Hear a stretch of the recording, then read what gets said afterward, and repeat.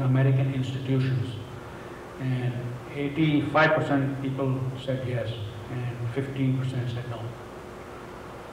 And should Muslims participate politically? And a huge 70% said yes, and a little over the balance, I guess, said no. I had a picture, even in the Air Force, we have a Muslim chaplain there. And the US Congress has opened with prayer by Muslim Imam also. What about Muslim women? Well, Islam acknowledges women's equality with men in many ways. Muslims believe that Adam and Eve were created from the same soul. Here I've had this talk with Jack Davis here, talk about some of the foundations about Islam and our view of the founding of mankind. When God created Adam, He also created Eve. But the difference between our belief and the Christian belief is that the Christians believe that Eve was created from the rib of man or something to that effect. But in Islam, there is nothing to that effect. Woman is not part of man, it's completely separate and so equal. We both have a part of God in us, which is the soul. Then the story of the fall of Adam and Eve, we have the story of the serpent, and according to, I believe, the Christian faith, I don't want to speak for them, but I think Eve was tempted. But the Islamic viewpoint is not to blame Eve, but that both were equally culpable. And this comes to the reason I talked about Jack Davis is that why does God allow bad things to happen, and what is the whole big scheme of things according to our understanding, or maybe my understanding, because we have a lot of Muslims over here, and in some of the finer details of some of these things there might be some minor differences that some other people have of understanding. When God created man from clay, God asked all the angels to bow, and everyone dutifully did, except for Iblis, or Satan. And God asked him, "Did I tell you to bow?" And Satan said, "I am made from fire, he's made from clay. I am superior. Why should I bow to this man?" And God got upset and said, "Well, are you going to, you know better than I do?" And he went on to say that you do not know, I think, that this man will create a lot of problems for you. He will not be as dutiful as we are.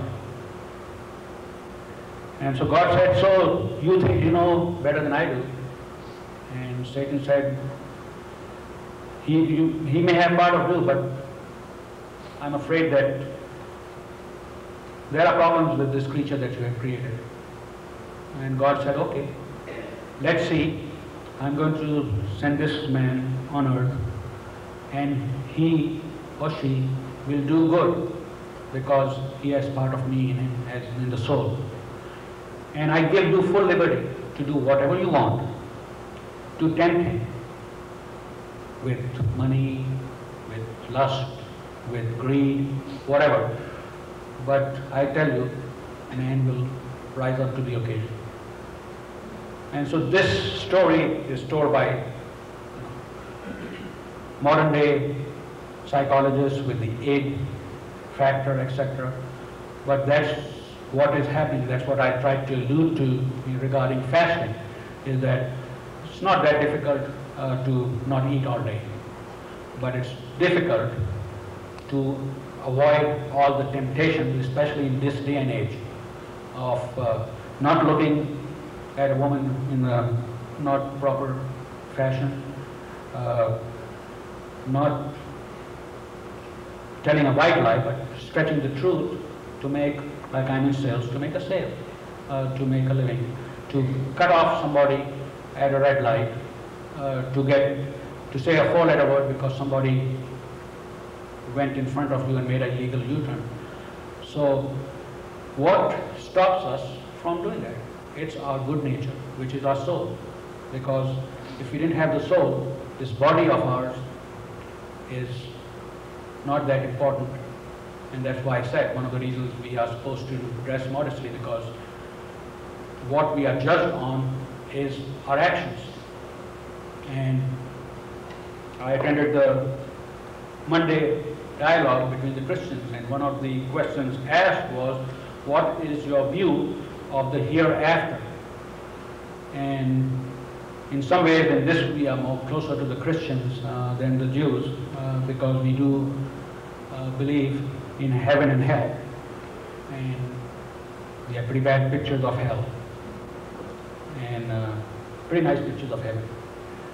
But what I've been told, some of these things by my parents, some of these things from the books, some of these, Umar Gibran and Brother Abdullah Jabri, who's the president of the Islamic Center, are here.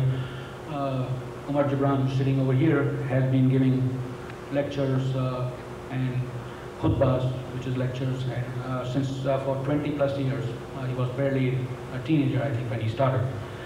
And that we have two angels on our shoulders. On the right side, we have an angel that records the good deeds, and on the left side, we have an angel that records the not so good deeds. And when I heard, and they record everything, and this record will be presented on the day of judgment. And when I was told these things in the 60s, it's not that far off. People like my friends who disbelieve in God or have doubts would say, I mean, how could God keep track of this? All these angels could do this or stuff like that. And it would be just unthinkable, and it's just make-believe, it's a fairy tale, etc. This here is a new USB drive that did not work because of Windows, but it works. 128 megabytes on this thing. I mean, and so God probably has one hard disk for the whole world.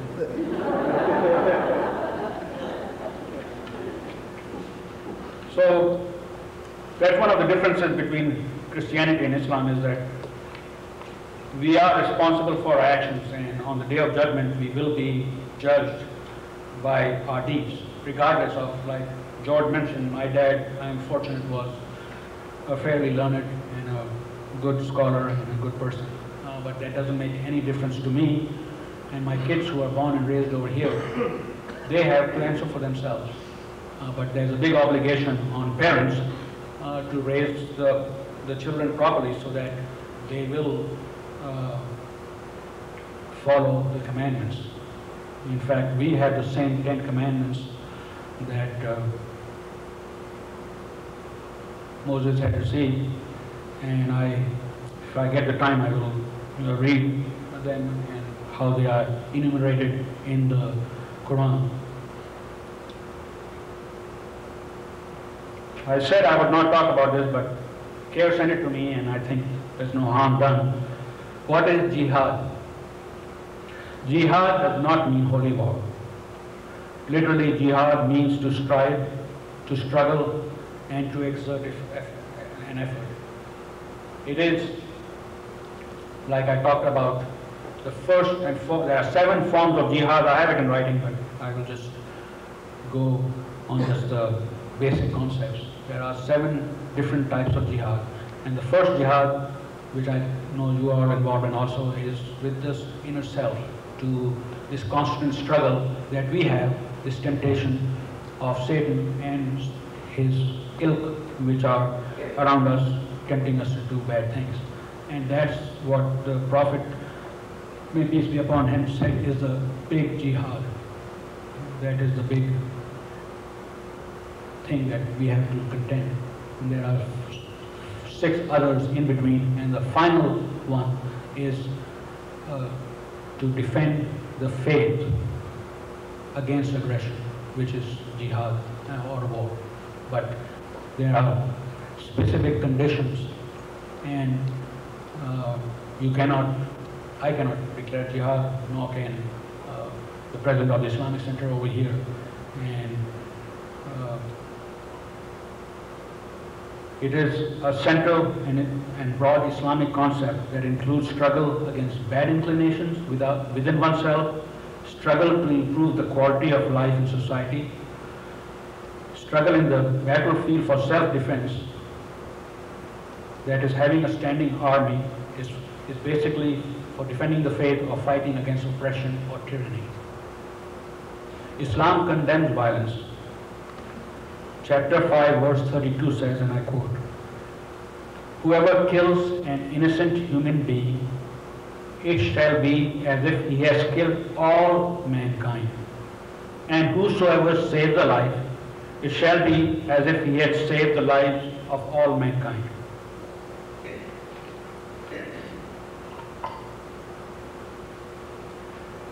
I was given some quotes, and people talked to me also when I came to this, some of the meetings about some of the ayahs in the verses from the Quran. And it seems like if you just quote them, in which some criminals like Osama bin Laden do all the time, that Islam preaches violence. I haven't talked about the Prophet too much. I will just give some basics about Muhammad, may peace be upon him. Jesus preached for 3 years. He died when he was about 33, I believe. Prophet Muhammad preached for 23 years. He was 40 when he became a prophet, so he was an adult. There are 2 parts to the Prophet's preaching. The first part is the first 10 years, which were in Mecca, where he was born and raised. And the Muslim community was very, very small and constantly under attack by the people around them. And so much so that why the Prophet had to leave to Medina, that's known as a hijrah, to save his life, because plans were to take his life. The revelation came over this 23-year period. So that this early revelation, that is the Makkah revelation that was given when Muslims were hiding, we did not have a Muslim state. And there were specific wars or things that the people did to the Prophet, and there was scripture revealed for that time for those people. And that's the big difference, is that those scriptures and those verses are for the Muslims that are under attack. They number less than 100. It's not for all time, for all mankind, which is the message of Islam. The message of Islam is for all humanity, for all times, till the end days.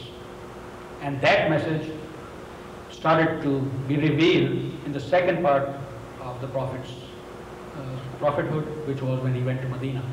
And those verses are the verses, the reason that you see so many Muslims here, and that's why you see so many bright, intelligent people still being Muslims, and so many Americans like Muhammad Ali and these basketball players and all that reaching out to Islam, because that is the beautiful message, and that is the core message of Islam. And so some of those, if you have those questions about some of those passages inciting to fighting, they are basically for defense and at that time. One of the things that I want to mention, I forget, is, and Rabbi Greenbaum mentioned this Monday also, is that there was a question asked about infidels and how to treat infidels. And it's unbelievable that so many wonderful Americans do not know that Islam has a special place for the people of the book. And who are the people of the book? They're the Christians and the Jews. So much so, I am blessed with 3 sons. And all 3 are eligible bachelors. They can marry a Jewish or a Christian gal if they want to, and it will be perfectly within our faith. What can be more personal? What can be a more act of loving nature and acceptance than being able to intermarry? And that's one of the reasons the faith did grow, all because of this nature. The people who are not of the book are the people who believe in multiple gods, like Hindus, Jews, etc. But it does not give us license to try to convert them, or we say revert them back to Islam. Because one of the fundamentals of Islam, which are not followed unfortunately by the so-called Islamic countries. I'm from Pakistan and we say we are from the Islamic Republic of Pakistan, but we are a secular country in my opinion, is that there is no compulsion in God, in religion. There's no compulsion. And religion is very personal. My wife is here. How often she prays, when she prays, it's her business. She tells me more to pray, but that's how women are. But we are responsible for our own actions. And when the Taliban took over, we have the Saudi government, they have this department, it's a very wonderful name, Department of Vice and Virtue. That is the police that goes out looking for people that are not praying. I mean, why are so many Muslims coming here and not going to Saudi Arabia or Kuwait? It's because and I say this with all sincerity, and I gave you some of the information about the mosques, etc., and the growth is that there is more freedom to practice Islam here and do it the right way without having the government or some quote-unquote mullah telling you how to do it. And that's one of the important issues. I think I have covered this part. Okay. Since I have 5 minutes, I think I will read something which is appropriate, which is why interfaith.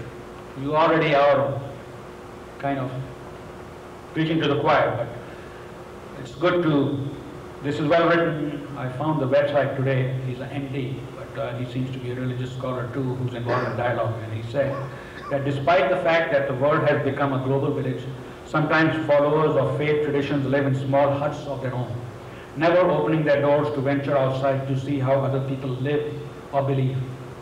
Thus our apprehension of each other is sometimes a result of not knowing one another. Knowing each other is not only a social need, but a divine injunction. Just because a person has a skin color different than mine, was born in a land different from where I was born, or prays to the same God, but in a different manner or in a different language, he or she does not become less worthy of my love and respect for his life and views. We need to know and respect others' religious beliefs and cultures. I was here at the last session, and I don't think former President Schulman is here.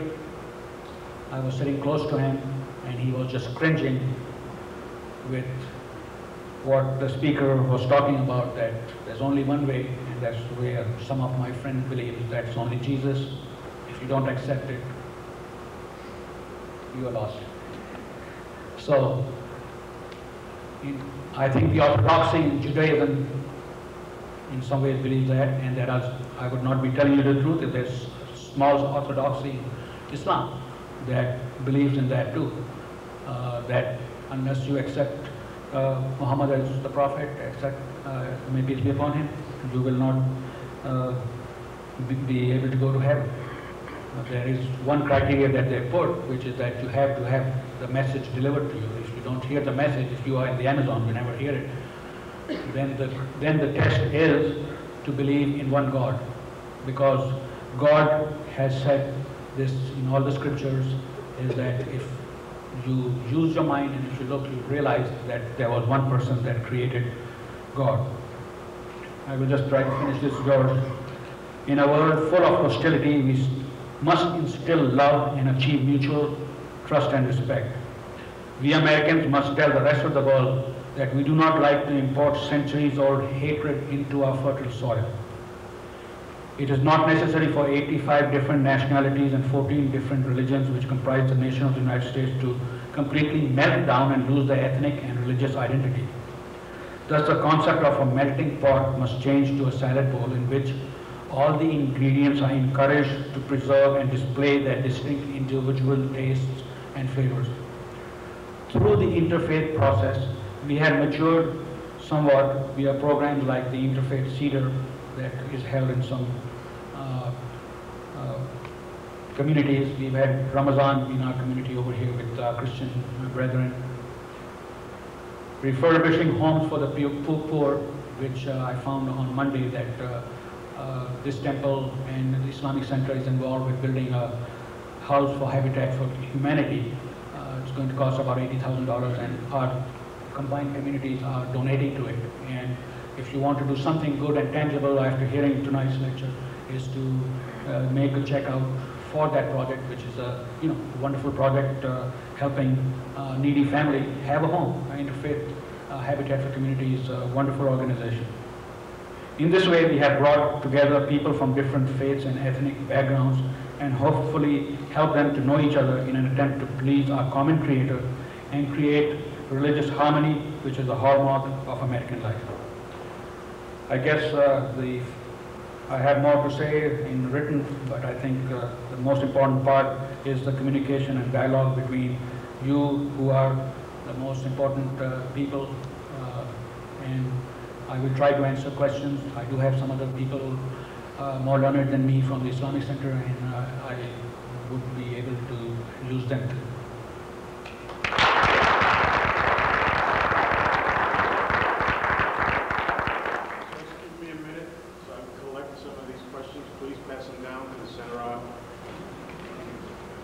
You want to grab some on this side for me? Pass down your questions.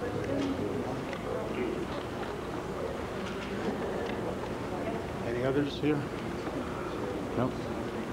I think some of you know there was a priest here that had a guitar and was a good singer. I think if I sang, or even my wife, we were both off key, everybody would leave.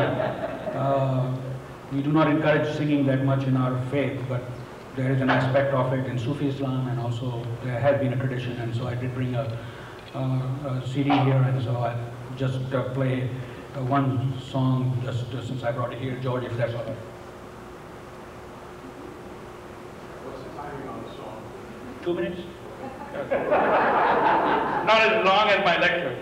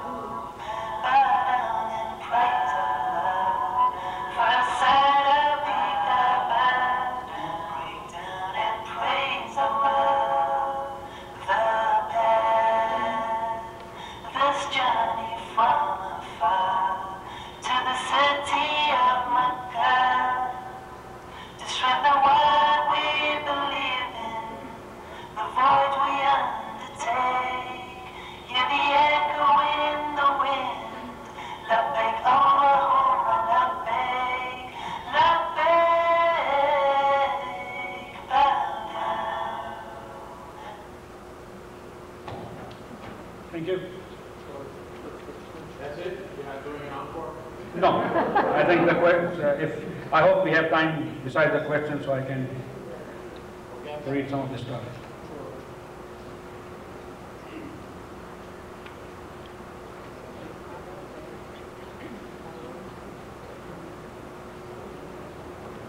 I'm going to start off. Can everybody hear me? It says on. Can you hear me now? Get the mic. Can you hear me? Yes, I can use it. But Are you ready? yeah, you can still use the mic. I think. No, it doesn't work. I think it works a little bit. Does it help? What about this mic here, George? I think this mic might work. Because we're trying to tape it too. Hopefully, it will come out good so we can replay it. It will be on cable access TV. How's this? Everything all right now? I have read that Muhammad exhibited tolerance of other religions, but expelled or exterminated colonies of Jews who denied his message. Is this true? Is this true? Like I said, in the first part, when Muhammad may peace be, let me backtrack. When Muhammad, may peace be upon him, got the first revelation, he told the first one to listen and become a Muslim was his wife. So the first Muslim was a woman. Then some of his relatives and people he knew became Muslims. Among those who became Muslims, some were Jews, some were Christians, some were the pagans of the day. As you know, the Jews have not accepted that the Messiah that has been talked about by God has come. And so some of the Jews at that time did not accept Muhammad, whereas some did become Muslims. There was, if you read the life of Muhammad, especially after he became a prophet, and I've done some of it, and in fact, one of the things that I failed to mention, especially as a Sunni Muslim, is that we just do not follow the Quran, but we follow the Sunnah. The Sunnah is the traditions and actions and deeds of the Prophet. And so we have an example of the Prophet, a living person, in how to eat, how to interact with neighbors, how to act in a house of worship of the Jews. But like George said, this is about understanding Muslims and creating understanding. The thing that I like to say is, which I learned from Rabbi Greenbaum 12 years ago, which is the golden age of Islam in Spain. I did not know about it, and I don't know enough about it even today. But during the Inquisition, during the Reformation, etc., Jews and Muslims were harassed the same way by the Christians of the time.